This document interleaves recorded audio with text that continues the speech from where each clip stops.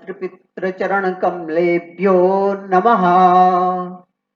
ॐ ब्रह्मानन्दं परं सुखदं केवलं ज्ञानमूर्तिं द्वन्द्वातीतं गगनसदृशं तत्त्वमस्यादिलक्ष्यम् एकं नित्यं विमलमचलं सर्वधी साक्षिभूतं भावातीतं त्रिगुणितं सद्गुरुं तं नमामि। अखंडानंद बोधाय शिष्य संतापहारिणे सच्चिदानंद रूपाय तस्मै श्री गुरुवे नमः। सरस्वती वंदना लक्ष्मीर्मेधा पुधरा पुष्टिः गौरी तुष्टिः प्रभातरतिः एताभिः पाहि तनुभिः अष्टाभिर्मा सरस्वती। सरस्वत्यै नमो नित्यं भद्रकालै नमो नमः। वेद वेदांत वेदांग विद्यास्थानेभ्यः एव च मातस्त्वदीये पद पंकज भक्ति युक्ता ए त्वं भजन्ति निखिलान् परान् विहाय ते निर्जरत्वमहि यान्ति कलेवरेण ओवाहिल्वायुयुग गगनाम्बो विनिर्मितेन। वंदना व्यासाय विष्णुरूपाय व्यासरूपाय विष्णवे नमो वै ब्रह्मानिधये वासिष्ठाय नमो नमः। नमोऽस्तु ते व्यास विशाल बुद्धे फुल्लारविन्दायत पत्रनेत्र येन त्वया भारतैलपूर्णः प्रज्वालितो ज्ञानमयः प्रदीपः।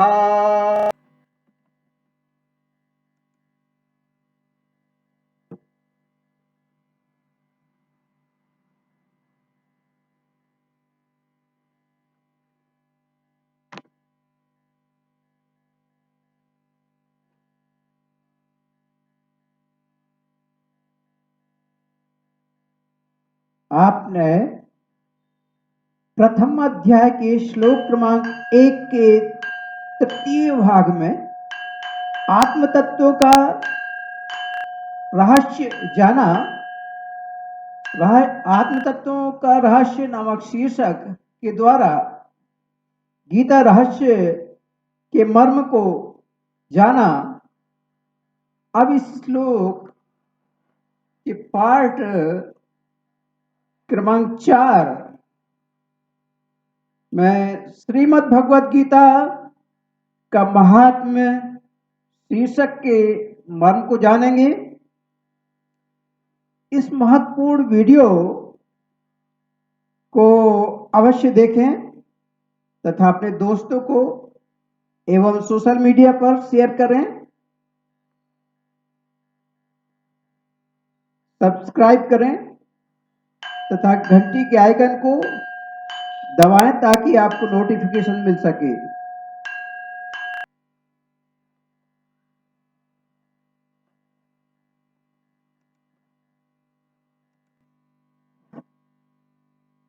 ओम श्री परमात्मने नमः। श्रीमद् भगवद गीता के पहले अध्याय का महात्म्य सुने। श्री पार्वती जी ने कहा, भगवान आप सब तत्वों के ज्ञाता हैं। आपकी कृपा से मुझे श्री विष्णु संबंधी नाना प्रकार के धर्म सुनने को मिले जो समस्त लोगों का उद्धार करने वाले हैं। देवेश, अब मैं गीता का महात्म्य सुनना चाहती हूँ जिसका श्रवण करने से श्री हरि में भक्ति बढ़ती है।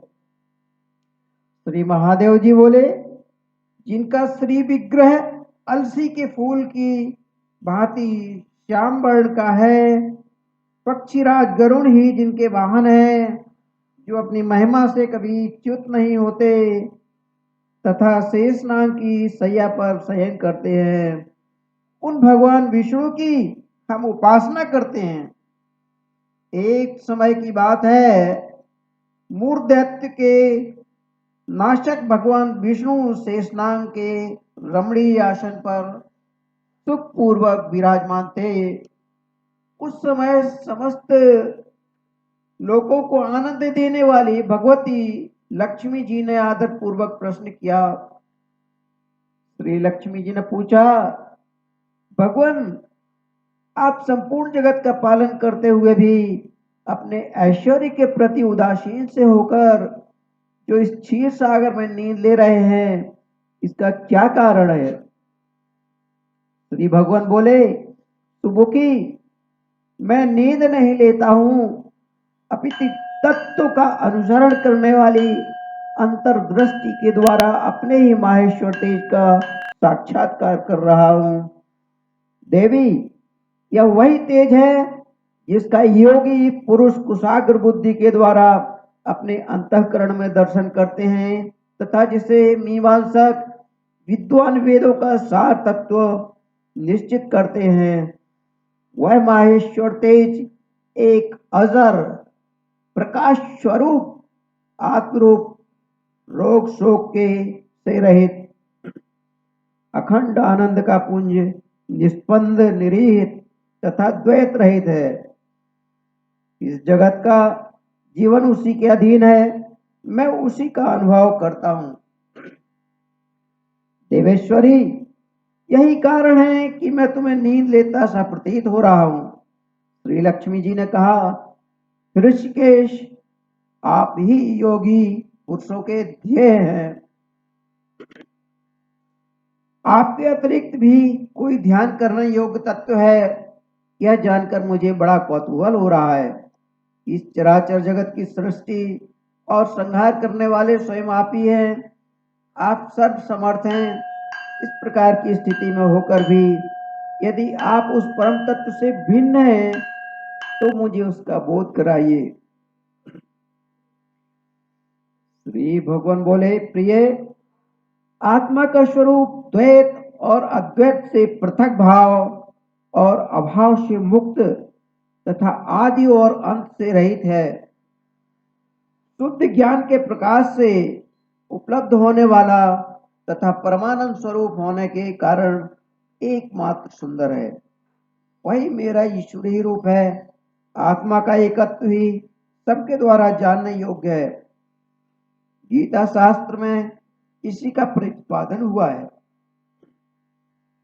अमित तेजस्वी भगवान विष्णु के ये वचन सुनकर लक्ष्मी देवी ने शंका उपस्थित करते हुए कहा, भगवान, यदि आपका स्वरूप स्वयं परमानंदमय और मनवाड़ी की पहुंच के बाहर है तो गीता कैसे उसका बोध कराती है? मेरे इस संदेह का आप निवारण कीजिए। श्री भगवान बोले, सुंदरी, सुनो, मैं गीता में अपनी स्थिति का वर्णन करता हूं। क्रमशः 5 अध्यायों को तुम 5 मुख जानो, 10 अध्यायों को 10 भुजाएं समझो तथा 1 अध्याय को उदर और 2 अध्यायों को दोनों चरण जानो। इस प्रकार यह 18 अध्यायों की वांग्मयी ईश्वरीय मूर्ति ही समझनी चाहिए। यह ज्ञान मात्र से ही महान पातकों का नाश करने वाली है। जो उत्तम बुद्धि वाला पुरुष गीता के एक या आधे अध्याय अथवा एक आधे या चौथाई श्लोक का भी प्रतिदिन अभ्यास करता है, वह सुशर्मा के समान मुक्त हो जाता है।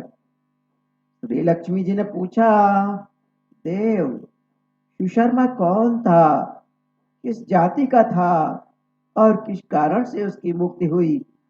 श्री भगवान बोले, सुशर्मा बड़ी खोटी बुद्धि का मनुष्य था। पापियों का तो वह शिरोमणि ही था।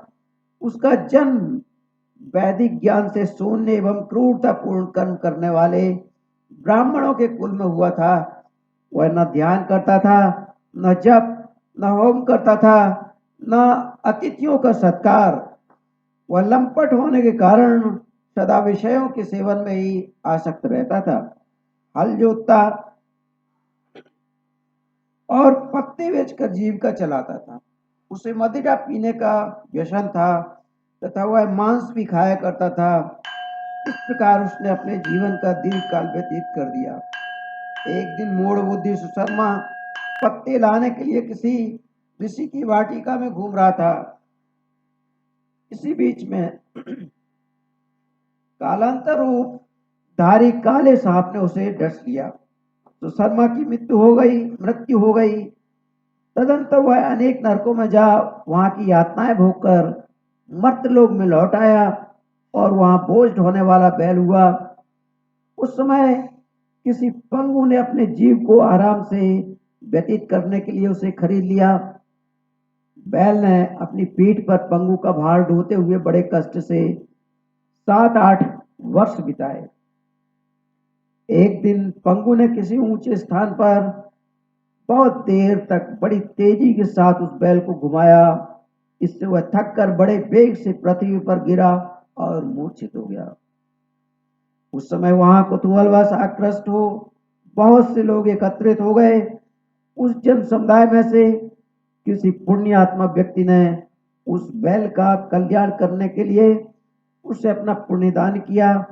तत्पश्चात कुछ दूसरे लोगों ने भी अपने अपने पुण्यों के को याद करके उन्हें उसके लिए दान किया।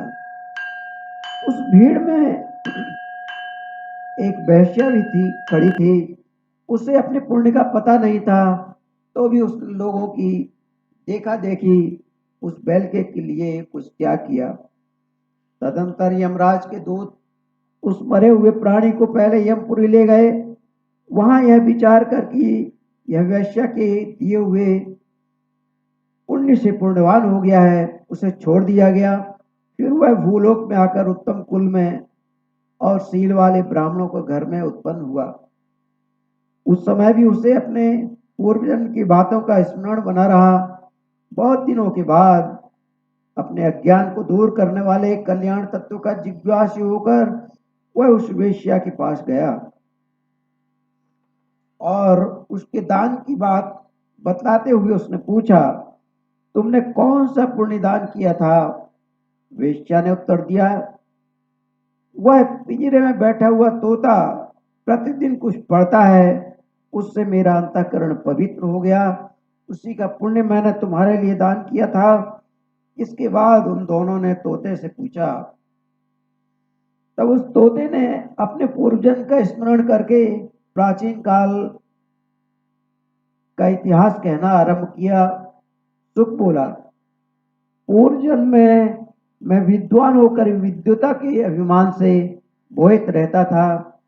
मेरा राग द्वेष इतना बढ़ गया था कि मैं गुणवान विद्वानों के प्रति ईर्ष्या भाव से रखने लगा। फिर समयानुसार मेरी मृत्यु हो गई और मैं अनेक घृणित लोकों में भटकता फिरा। उसके बाद इस लोक में आया।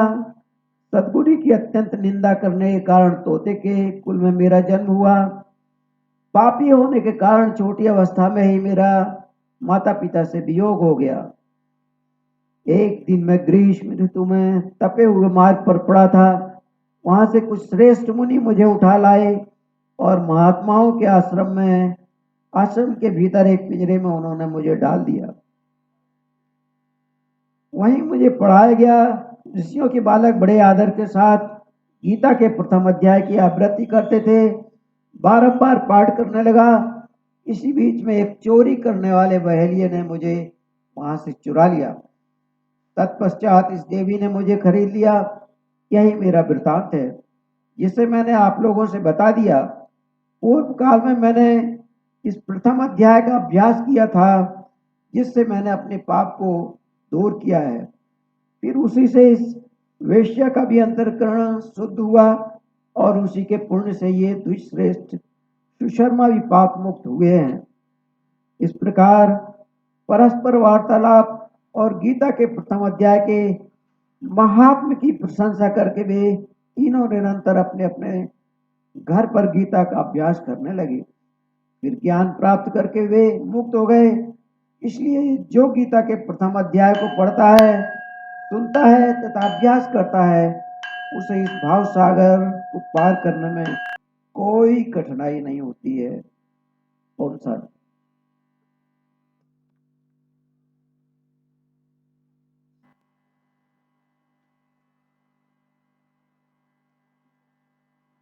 ओम श्री परमात्मने नमः। अभी आपने गीता के प्रथम अध्याय के महात्म्य को सुना। इस महात्म्य पर यदि चिंतन करो तो कुछ प्रश्न सामने आते हैं, कुछ तथ्य सामने आते हैं जो कि इस प्रकार हैं। पहला, भगवान विष्णु की रहस्यमयी छवि, इसमें वैज्ञानिक पक्ष की किसी अन्य एपिसोड में चर्चा करेंगे। दूसरा तथ्य है आत्मा का स्वरूप द्वैत और अद्वैत से पृथक, भाव और अभाव से मुक्त तथा आदि और अंत से रहित है। तीसरा तथ्य शुद्ध ज्ञान के प्रकाश में उपलब्ध होने वाला तथा परमानंद स्वरूप होने के कारण एकमात्र सुंदर है, वही मेरा ईश्वरीय रूप है।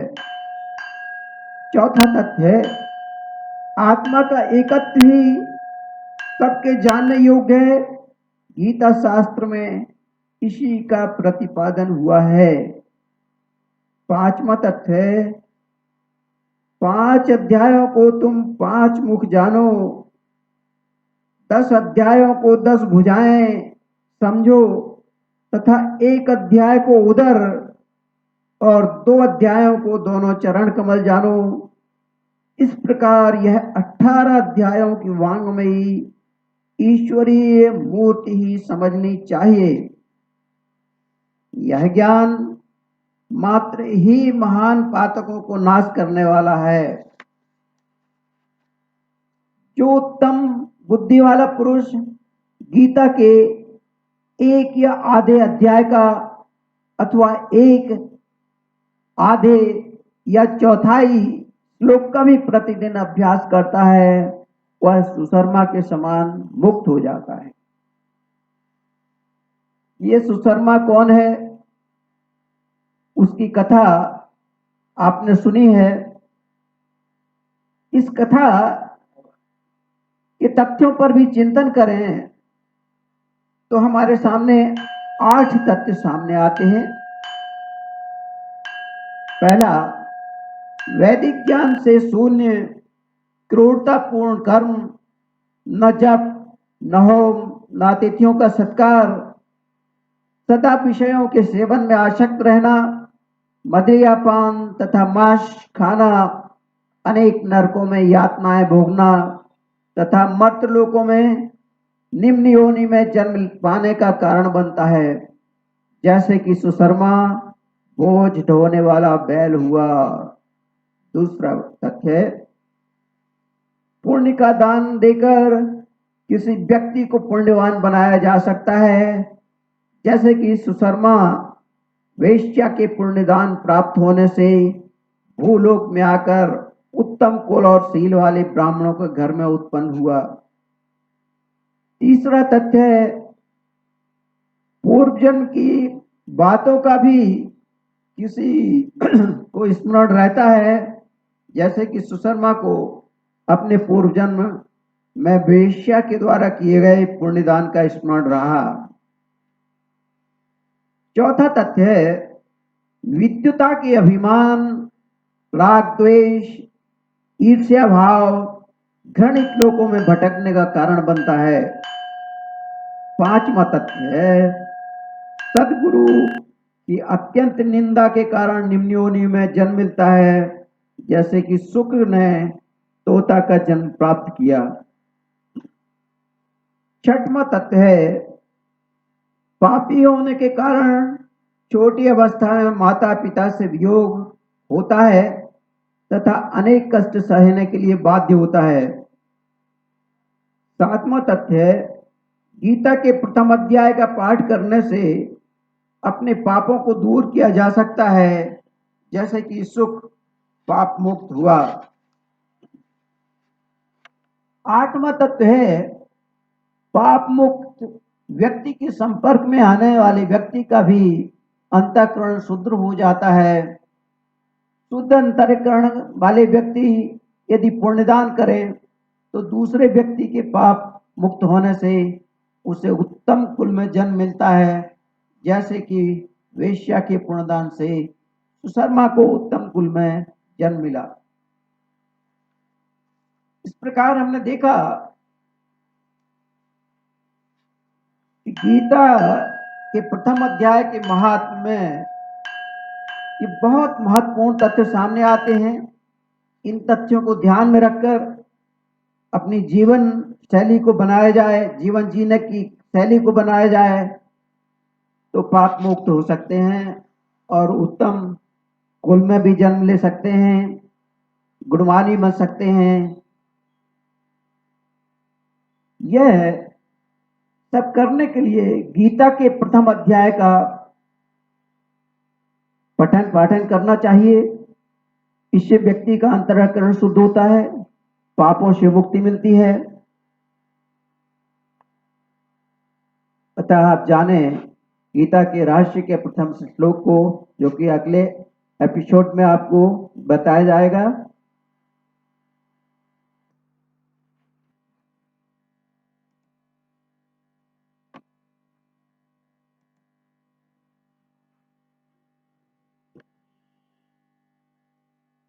आपने प्रथम अध्याय के श्लोक क्रमांक 1 के भाग क्रमांक 4 में श्रीमद् भगवद गीता का महात्म्य शीर्षक के मर्म को जाना। अब इस शीर्षक के भाग क्रमांक 5 में पुरुवंश शीर्षक के मर्म को जानेंगे। यह रहस्य बहुत महत्वपूर्ण है। महाभारत युद्ध के महत्वपूर्ण पात्र धृतराष्ट्र के जन्म के बारे में जानेंगे तथा यह भी जानेंगे कि धृतराष्ट्र को राज्य सिंहासन कैसे मिला। इतना ही नहीं बल्कि भीष्म की प्रतिज्ञा को भी जानेंगे। अतः आने वाले इस वीडियो को अवश्य देखें तथा अपने दोस्तों को एवं सोशल मीडिया पर शेयर करें और सब्सक्राइब करें तथा घंटी के आइकन को दबाएं ताकि वीडियो का नोटिफिकेशन आपको मिलता रहे। धन्यवाद।